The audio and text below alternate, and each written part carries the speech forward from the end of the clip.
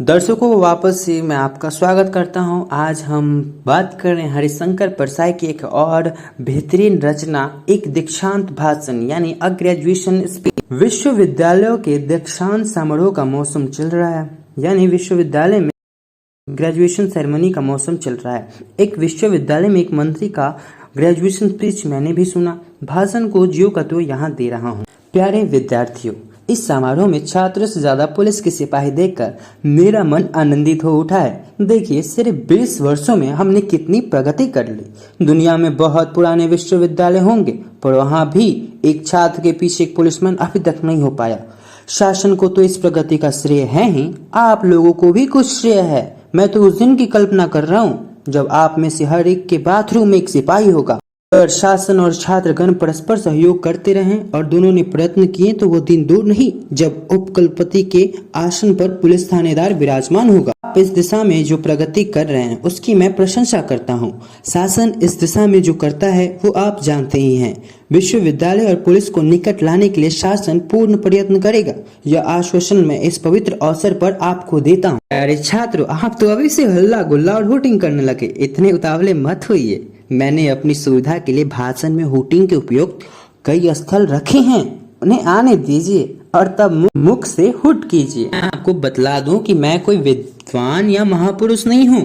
प्रश्न उठता है कि फिर मैं ग्रेजुएशन स्पीच के लिए क्यों बुलाया गया। जवाब साफ है, मैं अगर इस बार भी नहीं बुलाया जाता तो ग्रांट रुकवा देता। तब आप लोगों का पढ़ना बंद हो जाता, आपका भविष्य अंधकारमय न हो। यही सोचकर मैं दीक्षांत भाषण यानी ग्रेजुएशन स्पीच देने आ गया हूँ। आप लोग फिर शोरगुल करने लगे। आप शायद हूटिंग के मूड में आ गए हैं। मैं इसका बुरा नहीं मानता, इससे तो मेरा अभ्यास ही बढ़ता है। हमें आजकल हर जगह हूटिंग का सामना करना पड़ता है। अपर जनता की हूटिंग से तो मैं उब उठा हूँ। आप जैसे शिक्षित नवयुवक मुझे हूट कर रहे हैं, ये काफी रिफ्रेशिंग लग रहा है। फिर यह मेरे लिए गौरव की बात है कि इस वक्त जब मेरे साथी दूसरे मंत्री, गवर्नर लोगों के द्वारा हूट हो रहे हैं तो मैं एक विश्वविद्यालय में हूट हो रहा हूँ। इससे मेरा स्तर बढ़ता है। शोरगुल, आवाजाकशी और हूटिंग के मामले में मैं आप लोगों की क्षमता जानता हूँ। मैंने कोयल से पूछा था, बहन जी आप पेड़ों पर बैठी क्या गाती हैं? उसने कहा, पहले मैं शहर में गाती थी पर विश्वविद्यालय के लड़कों ने हूट करके भगा दिया, इसलिए पेड़ पर बैठ के गाना पड़ता है। मैं ये भी जानता हूँ कि मोर पहले शहर की स्टेज पे नृत्य करता था, पर आप लोगों ने कंकर मार कर उसे भी जंगल में भगा दिया। मैं जानता हूँ कि मेरी जगह अगर बृहस्पति भी भाषण देते होते तो वे भी हूट कर दिए जाते। आपके उप कुलपति उन्हें आमंत्रित करके तो देखे। मैं दावे से कहता हूँ कि वे यहाँ आने से इनकार कर देंगे। ये तो मेरा ही कलेजा है जो बोले जा रहा हूँ। मेरे साहस का कारण ये है कि मैं बृहस्पति की तरह ज्ञानी नहीं हूँ। ज्ञानी कायर होता है, अविद्या साहस की जननी है। आत्मविश्वास कई तरह का होता है, धन का, बल का, ज्ञान का, मगर मूर्खता का आत्मविश्वास सर्वोपरि होता है। अब आप मंच पर कंकर फेंकने लगे हैं। मैं इस कार्यक्रम की तुलना जब पश्चिम के ऐसे ही कार्यक्रम से करता हूँ तो मेरा मन भर उठता है। पश्चिम में ऐसे मौकों पर अंडे फेंके जाते हैं, पर हाय भारत माता के इन लोगों को कंकर फेंकना पड़ता है। वे अंडे नहीं खरीद सकते।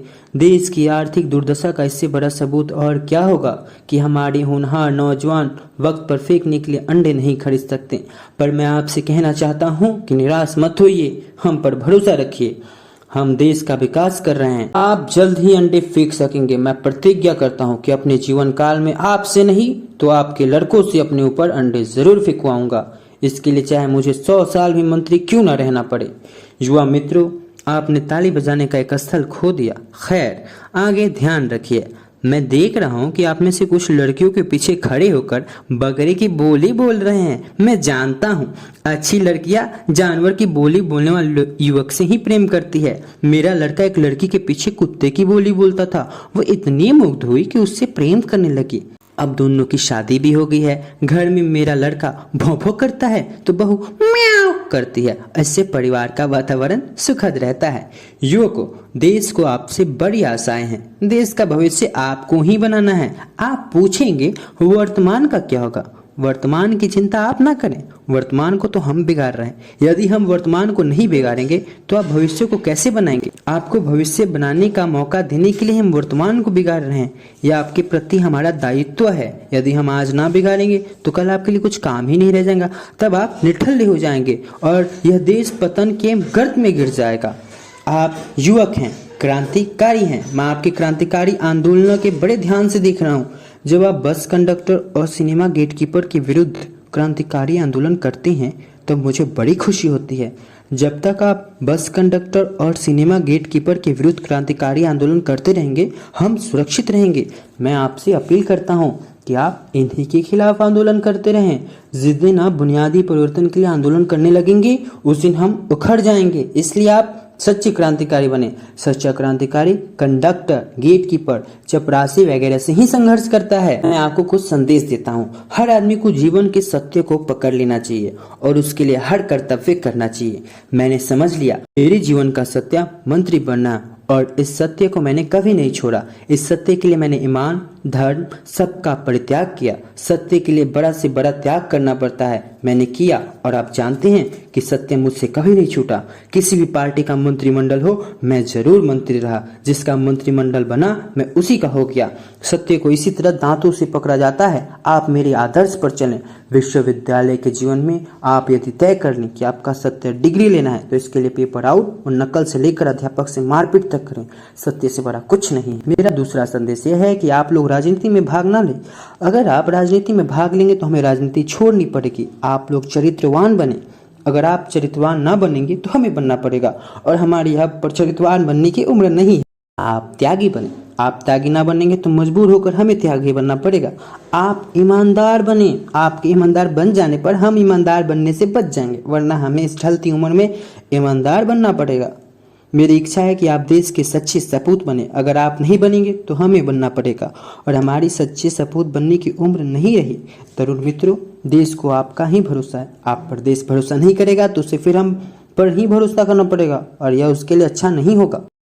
तरुण मित्रों, आपको यह विदित ही है कि आज इस समारोह में मुझे आपके साथ कानून की डॉक्टरेट बिना किसी इम्तिहान के पास किए ससम्मान मिल रही है। ये बड़ी स्वस्थ परंपरा है कि जो परीक्षा पास ना करे उससे सम्मान पूर्वक डिग्री मिल जाए। आज मैं भी आपकी तरह छात्र हो गया हूँ। मेरे मन में छात्र जीवन की सुखद स्मृतियाँ जाग उठी है। किसी कवि ने कहा है, आहा छात्र जीवन भी क्या, क्यों ना इसे सबका मन चाहे। डॉक्टर बनने की इच्छा मेरी बचपन से ही थी, पर अक्ल ने साथ नहीं दिया। यह इच्छा आज पूरी हो रही है। मैं जानता हूँ कि यदि मैं मंत्री न होता तो कानूनी डॉक्टर क्या, कंपाउंडर भी मुझे कोई नहीं बनाता। ओम शांति शांति शांति। तो दोस्तों, ये था एक दीक्षांत भाषण यानी अ ग्रेजुएशन स्पीच। तो ऐसी ही कहानियों के साथ मैं आपके सामने हाजिर होता रहूँगा। तब तक के लिए बाय। ऐसे ही मुझे लाइक करो, शेयर करो और सब्सक्राइब करो। धन्यवाद।